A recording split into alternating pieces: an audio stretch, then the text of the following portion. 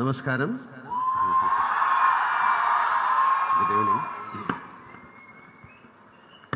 ഈ ചടങ്ങ് ഉദ്ഘാടനം ചെയ്യുന്ന ആദരണീയനായ ശ്രീകുമാരൻ തമ്പി സാർ, കേരളത്തിൻ്റെ പുതിയ മുഖ്യമന്ത്രിയും എൻ്റെ മനസ്സിൽ ഒരു ചങ്ങാതിയുടെ സ്നേഹത്തോടെ ഇടം പിടിച്ച ആളുമായ പ്രിയപ്പെട്ട ശ്രീ VD സതീശൻ സാർ,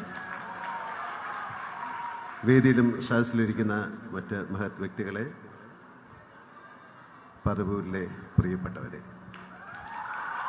എല്ലാവർക്കും വളരെ സന്തോഷകരമായ ഒരു സായാഹ്നം നേരുന്നു. ഇരട്ടി മധുരമുള്ള ഒരു ആഘോഷ നിമിഷത്തിലാണ് നമ്മളെല്ലാവരും.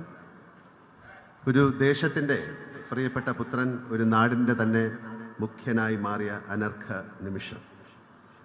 ഈ നിമിഷത്തെ അഭിസംബോധന ചെയ്ത് എന്ത് പറയണം എന്ന് എനിക്കൊരു കൃത്യമായ ഒരു രൂപമില്ല. എന്നാലും ഞാൻ എഴുതി വെച്ച കുറച്ച് കാര്യങ്ങൾ പറയാം.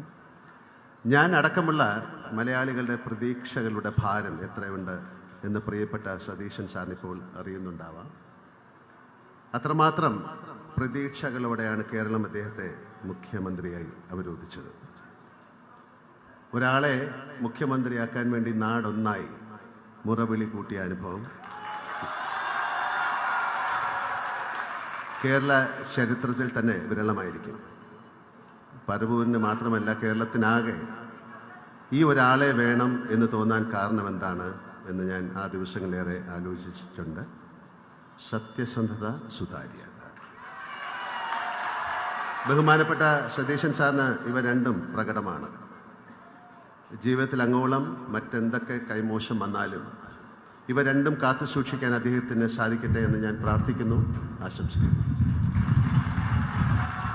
ഭൂമിയിലെ തന്നെ ഏറ്റവും മനോഹരമായ ഒരു ദേശത്തിൻ്റെ ഭാഗ്യവാനായ മുഖ്യമന്ത്രിയാണിപ്പോൾ ശ്രീ VD സതീശൻ സാർ. മഴയും പുഴകളും മലയും കാടും കടലും ഒരുപോലെ അനുഗ്രഹിച്ച ഒരിടം.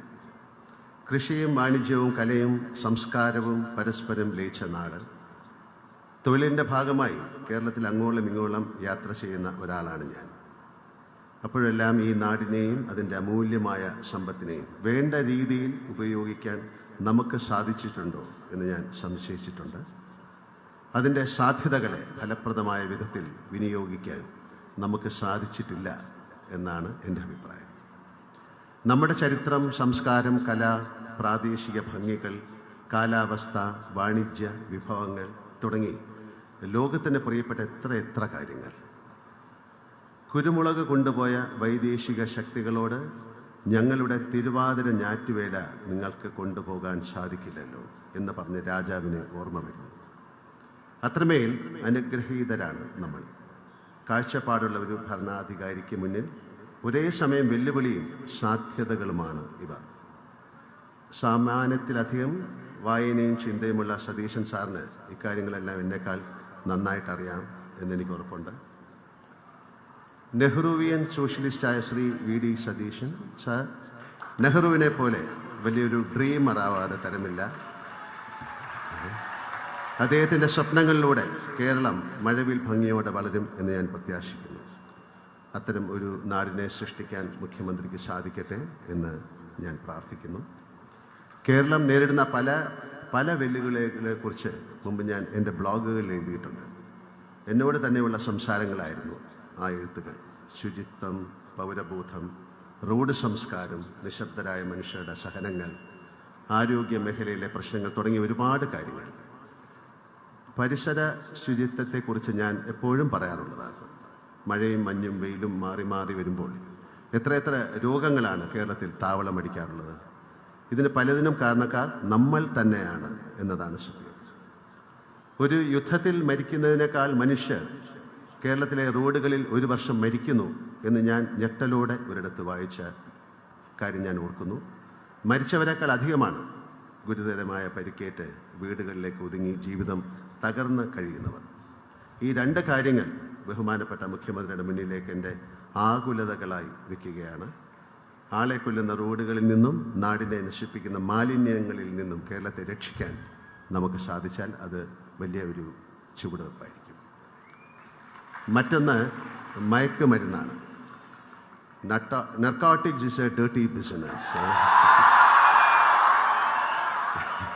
എന്ന് എൻ്റെ ഒരു കഥാപാത്രം പറയുന്നുണ്ട്. കേരളത്തിൽ ഇപ്പോൾ മയക്കുമരുന്ന് ഒഴുകുകയാണ്. നമ്മുടെ കുഞ്ഞുങ്ങളുടെ സ്കൂൾ കവാടത്തിൽ വരെ മയക്കുമരുന്ന് എന്ന വിപത്ത് ഇന്ന് എത്തിയിരിക്കുന്നു.